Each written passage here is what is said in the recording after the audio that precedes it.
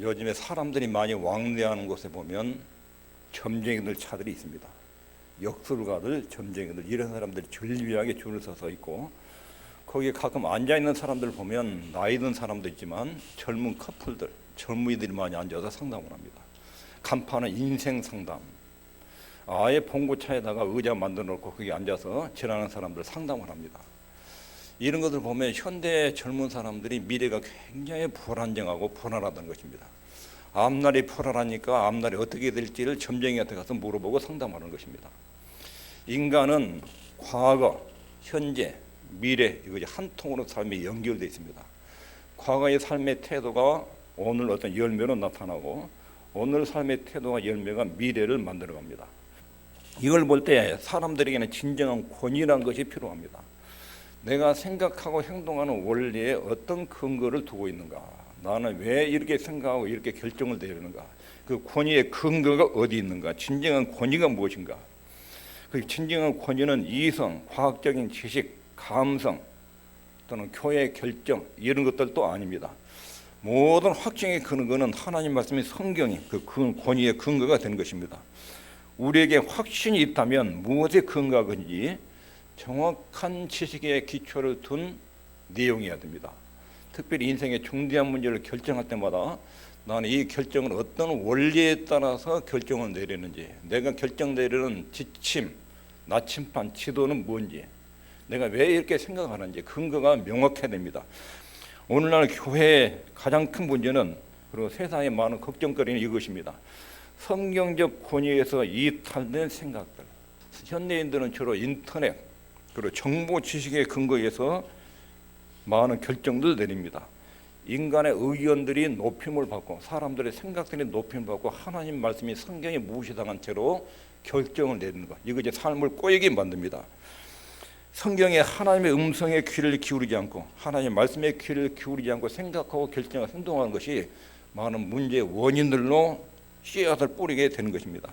그 결과 사람들의 삶이 표를 합니다.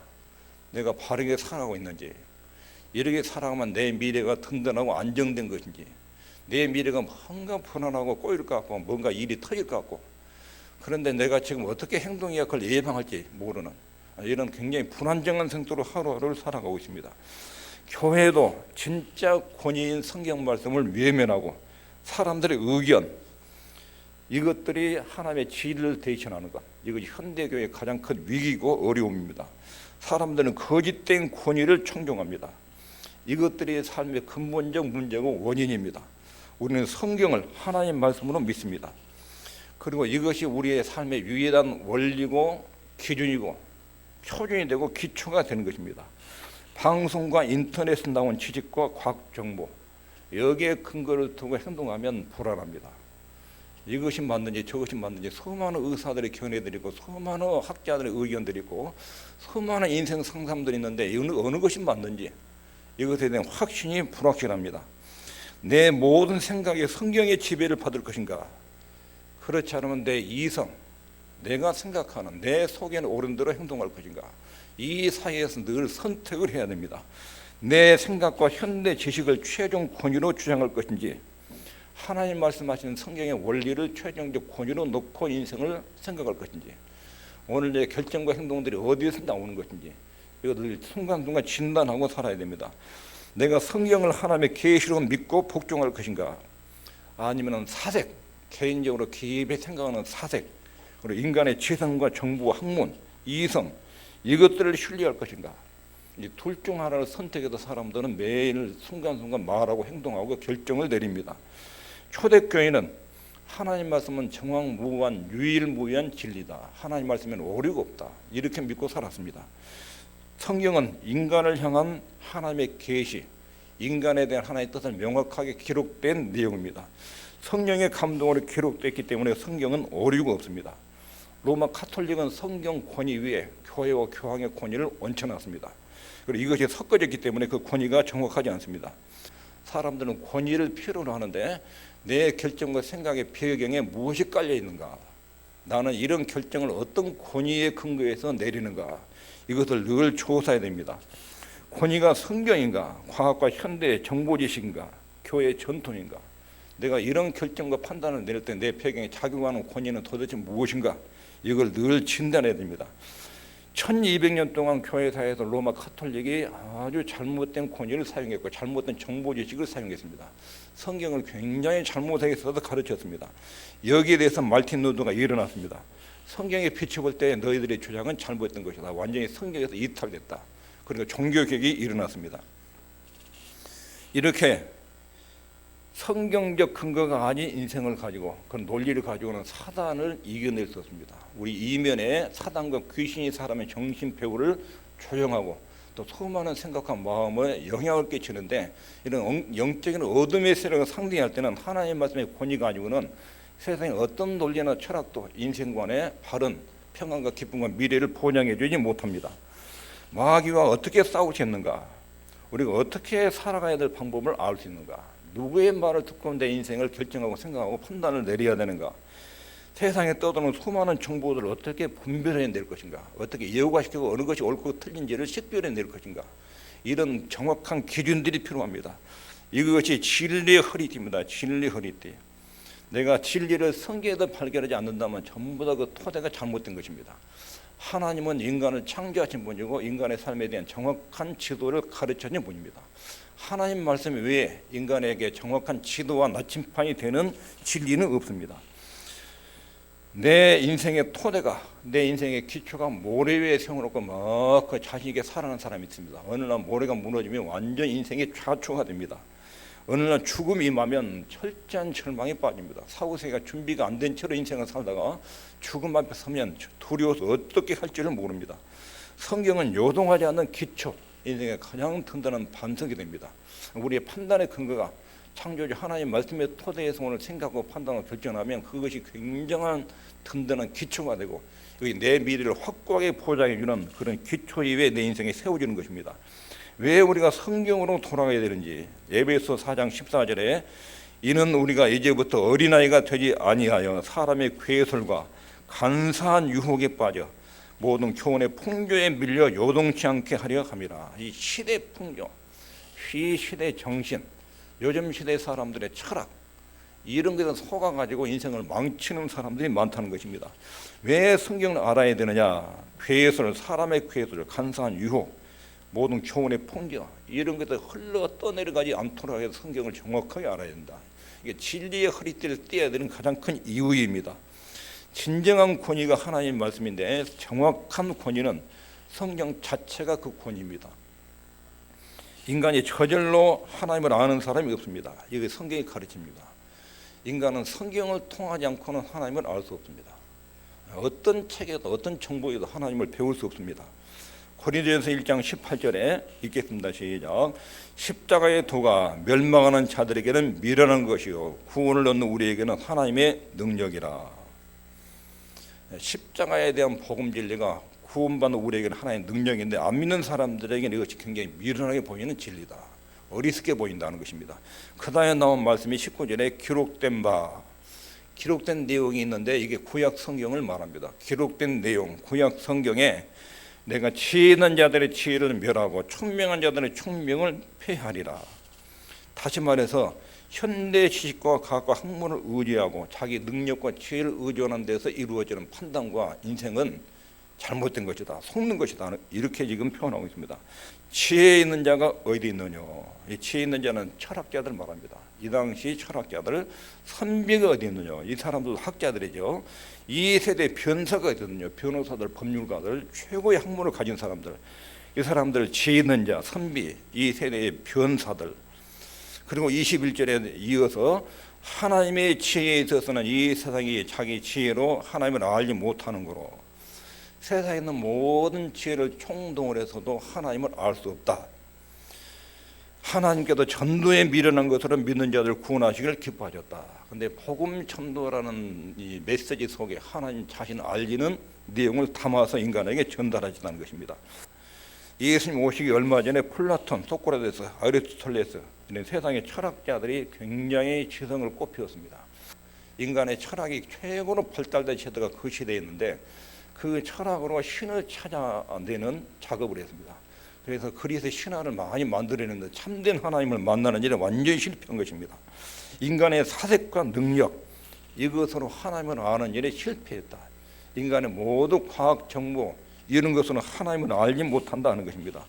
세상은 자기 지혜로 하나님을 알지 못한다. 세상은 전에도 그랬고 앞으로도 인간의 과학 학문으로는 하나님을 발견할 수 없습니다. 오늘날도 사람들은 철학이나 지식을 계속 신뢰합니다. 유능한 사람들, 학식 있고 생각이 깊은 사람들, 이런 사람들에게 인생 상담을 하게 해서 사람들이 많이 몰려듭니다. 그 사람은 똑똑하고 많이 공부를 했기 때문에 인생에 대해서 뭔가 답과 길을 알지 않을까. 그래야 그 사람들이 펼쳐내는 이론을 듣기 위해서 사람들이 많이 몰려들고 강의를 듣기도 합니다. 사도 바울은 이것을 아주 분명하게 제정합니다. 이 세상 지혜의 한계에 대해서 또렷하게 성경을 통해서 말씀하십니다. 읽겠습니다. 시작. 이 세상이 자기 지혜로 하나님을 알지 못한다. 이 세상이 자기 지혜로는 하나님을 알지 못한다. 우리 2장 8절에서는 읽겠습니다. 시작. 이 지혜는 이 세대 관원이 하나도 알지 못하였다. 그리고 2장 6절에서는 그러나 우리가 온전한 자들 중에도 지혜를 말하노니 이는 이 세상의 지혜가 아니요 또 이 세상에 없어질 관원의 지혜도 아니오. 왜 그러냐면 인간의 지혜, 관원과 학자의 지혜가 왜 불충분하냐. 우리 머리로 하나님을 여기다 담기에는 하나님이 너무 큰 거예요. 인간은 한계가 있어요. 인간은 유한해요. 근데 하나님은 너무 크신 분이에요. 그래서 인간의 머릿속에 하나님을 담으려면 인간의 머리가 깨져버려요. 인간의 머리로는 크신 하나님을 인지할 수가 없어요. 감지가 안 돼요. 지식의 영역으로 하나님을 이렇게 끌어들일 수가 없어요. 너무 크기 때문에, 너무 거룩하시기 때문에 죄인된 인간이, 또 인간의 지혜라는 것이 죄로 오염되어 있어요. 그리고 인간은 무능해요. 무기력하고 100년 예적적이 못 살지 못합니다. 1분 후의 일도 알지 못합니다. 지진이 오는데도 동물들은 피하는데 인간은 모르고 잠자다가 죽는 거예요. 하나님은 너무 지혜롭고 너무 크신 분이에요. 그렇기 때문에 사람의 머리로 하나님을 채우고 알려고 하면 이게 실패해요. 100% 실패합니다. 그래서 인간의 지혜로는 하나님을 알아낼 수 없습니다. 하나님은 너무 크고 거룩하신 분이고 깨끗해요. 근데 인간은 죄로 오염됐기 때문에 인간의 지식을 아무리 굴려도 하나님을 알아낼 수 없고 만날 수 없습니다. 헬라인들은 지혜를 구한다. 그리고 그 사람들에는 복음 진리가 미련하게 보인다. 근데 하나님은 굉장히 미련하게 보이는 내용 속에 하나님 자신을 알리는 진리를 담아 놓으셨습니다. 세상이 자기 지혜로 하나님을 알지 못한다. 11절에도 사람의 사정을 사람 속에 있는 영에 누가 알리오. 하나님 이와 같이 하나님의 사정도 하나님 영에는 아무도 알지 못하느니라. 인간이 하나님을 알려면 통신이 돼야 해요. 통신이. 그런데 인간의 지능으로는 하나님과 통신이 불가능합니다. 하나님은 빛이시고 어둠이 조금도 없고 인간은 어둠과 죄가 깔려있기 때문에 빛과 어둠의 통신이 안 됩니다. 2장 14절 육에 속한 사람은 하나님의 성령의를 받지 아니하나니 저희에게는 미련하게 보이며 깨닫지도 못하다. 육신적인 생각으로는 하나님의 성령께서 알려진 진리를 도무지 받아들이지 않는다. 완전히 그 영역에 닫혀 있다는 것입니다. 인간의 마음이 어둡기 때문에 빛에 대해서 거부하는, 감지를 못하는 이런 상태에 있습니다. 인간은 약하고 무능하고 죄인이기 때문에 그렇습니다. 그러므로 인간은 모든 노력을 총동을 해도 하나님을 알 수 없습니다. 그럼 하나님을 어떻게 알 수 있는가? 어떻게 하나님을 알 수 있는가? 답은 이것입니다. 유일한 거예요. 하나님 쪽에서 우리에게 자신을 알려줘야 됩니다. 그래야 우리가 하나님을 알 수 있습니다. 여기 시편 기자가 이렇게 말했습니다. 이 지식이 내게 너무 귀하니 높아서 내가 능히 미치지 못하나이다. 하나님에 대한 지식이 너무 높기 때문에 인간의 모든 노력과 능력을 총동을 해도 거기에 미칠 수 없다. 하나님 쪽에서 감동해 가지고 자기를 알려주고 우리 마음에 이게 빛을 비춰주고 그래야 인간이 하나님을 발견하고 알게 되는 것입니다. 사도 바울이 사도행전 17장 21절에 보면 아테네, 고린도 지역이죠. 아덴이라고 표현했는데 지금의 아테네입니다. 그리스죠. 이곳은 학문이 굉장히 발달된 곳입니다. 이곳에서 바울이 복음을 전했습니다. 바울이 아레오바가 가운데 서서 말하되 아덴 사람들아 너희를 보니 범사에 종교성이 많도다. 내가 두루 다니며 너희의 위하는 것들을 보다가 알지 못하는 신에게 나오고 새긴 단도 보았으니 당시 사람들은 철학을 통해서 신을 찾았습니다. 이런저런 신들을 다 찾아내고 혹시 우리가 놓친 신이 있을까 해가지고 알지 못하는 신 해가지고 거기다 단을 만들고 거기다 우상 제사를 드린 것입니다. 아들의 학문과 지식 있는 사람들이 많았는데 그들은 무능하고 유한하고 죄 속에 있기 때문에 하나님을 아는 지식에 도달하지 못했다. 이게 바울 사도가 그것을 설계하면서 지적한 것입니다. 그런데 하나님은 자신을 알릴 때 성경을 통해서 자신을 알리십니다. 성경 안에 들여다보면 하나님이 어떤 분인지, 뭘 원하시고 뭘 싫어하는지, 인생을 어떻게 살아야 하는지 뚜렷한 지도가 있고 나침판이 거기에 다 들어있습니다.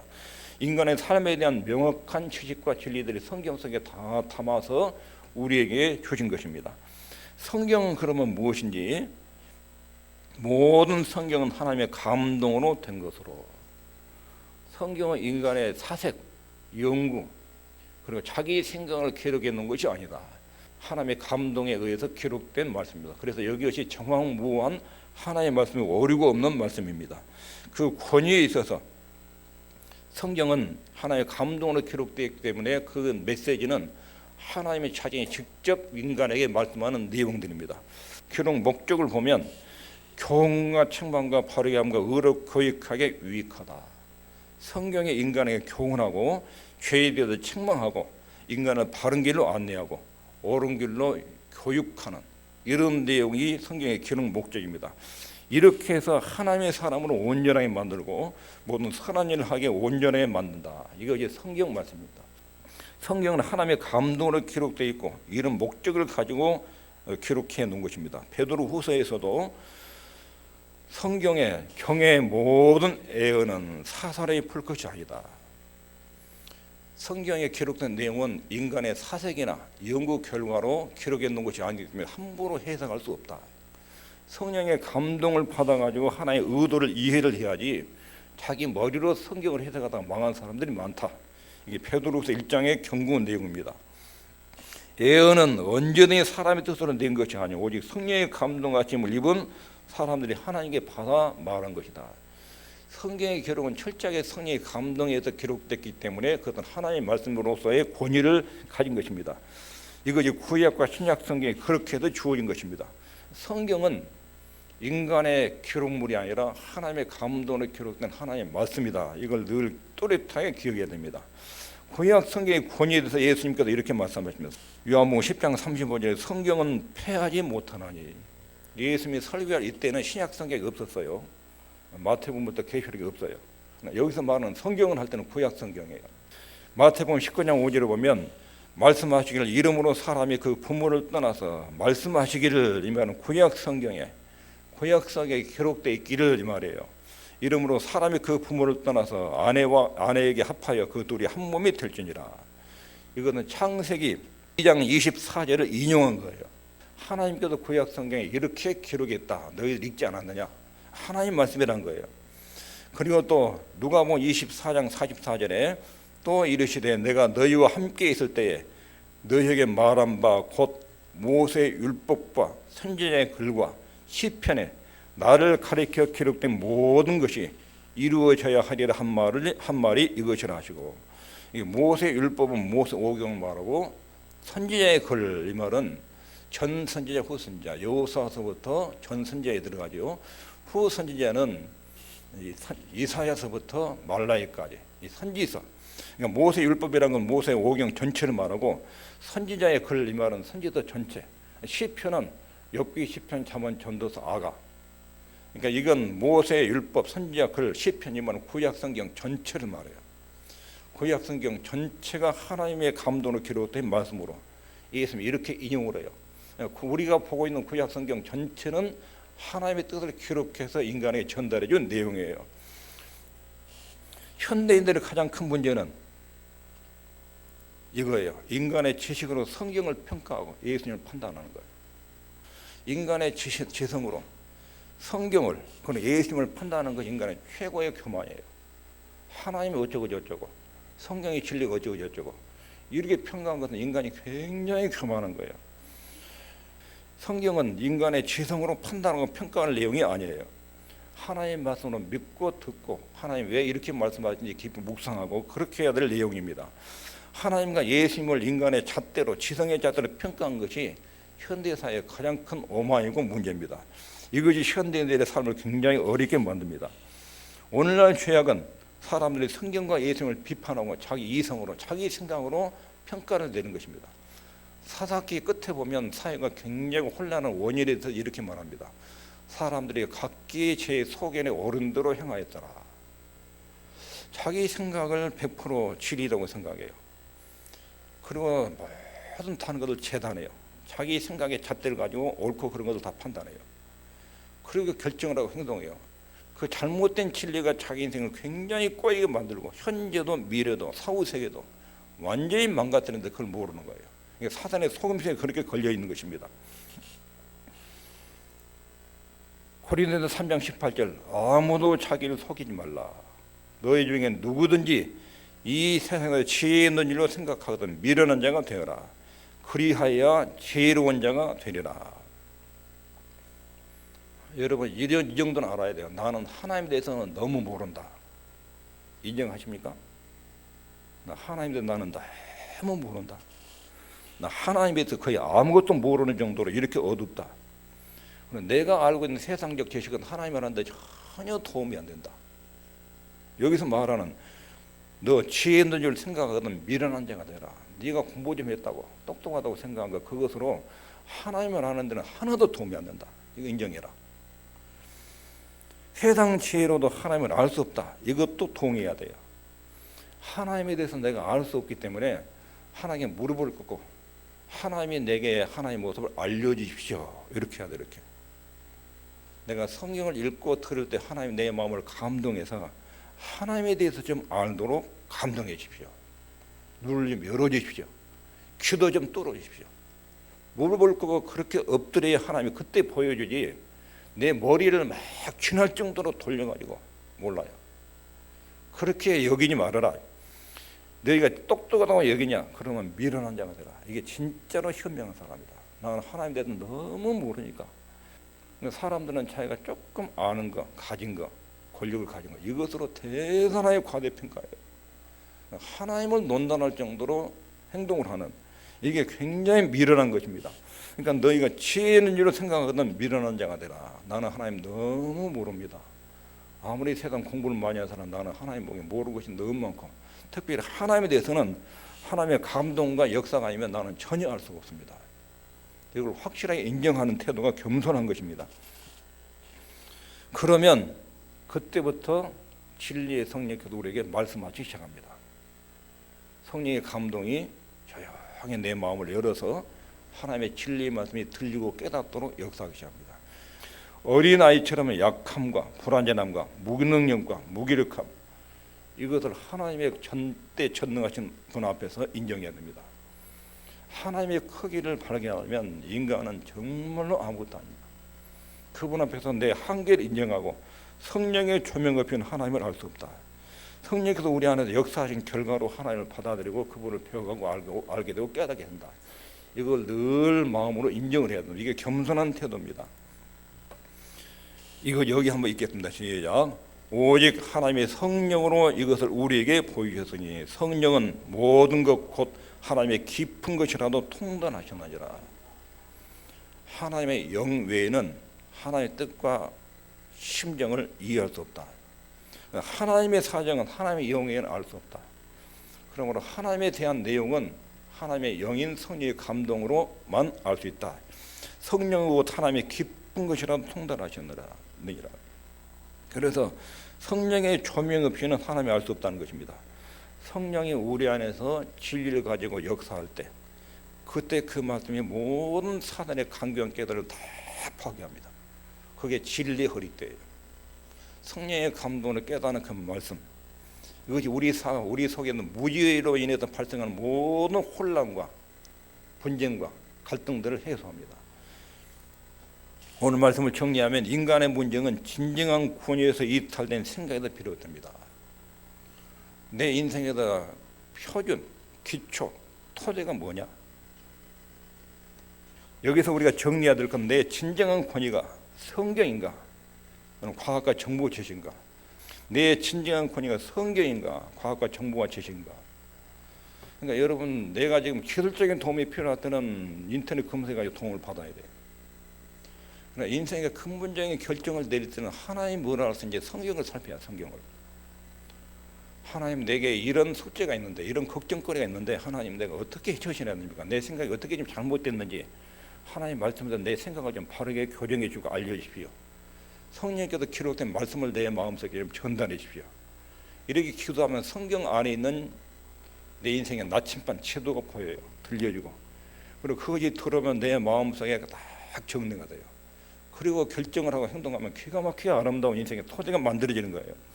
내 진정한 권위가 성경이다. 이걸 늘 기억해야 돼. 내 진짜 권위는, 어려울 때 내가 진짜로 무리해야 될 내용은 하나님의 뜻이 어디 있는가, 하나님 뭐라고 말씀하는가, 이게 내 인생의 진짜 권위다. 이렇게 받아들여야 돼요. 성경의 권위를 인정하고 믿을 때, 그럴 때 마귀를 이깁니다. 우리 머리로는 마귀 이기지 못합니다. 하나님 말씀의 권위를 인정하고 받아들이면 그때부터 하나님 말씀하시기 시작합니다. 그리고 그 말씀이 사단의 강경한 꾀, 그리고 이 세상의 속임수들, 헛된 철학들, 이런 것들을 분별시키고 예고를 시킵니다. 성경은 성령의 감동으로 기록된 하나님의 말씀이기 때문에 그렇습니다. 하나님의 지혜가 우리 속에 작동하기 시작하면 모든 사단의 세력, 방해한 세력이 다 무너지고 떠나게 됩니다. 이런 성경의 권위를 최종 권위로 인정해야 됩니다. 하나님은 성경을 통해서 우리에게 자신을 알립니다. 하나님 말씀을 절대로 가볍게 등한 여기서 안 됩니다. 요새 하도 정보가 신선하게 들리니까 하나님 말씀이 구태의연하게 느껴지고 이걸 연구하지 않고 성경도 인용하지 않고 요새 정보 과학을 자꾸 인용해야 멋지게 보이고 세련돼 보이니까 그렇게 속으면 안 됩니다. 내 인생의 중요한 토대 그리고 최종적 권위가 하나님 말씀이 성경이다. 이거 우리에게 굉장히 필요한 진리입니다. 기도하기.